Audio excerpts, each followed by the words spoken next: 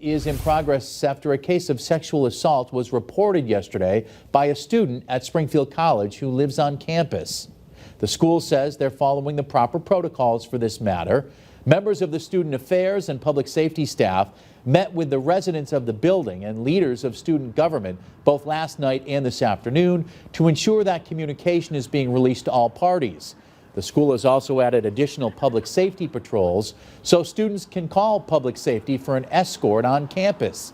Anyone with information should contact Springfield College Public Safety.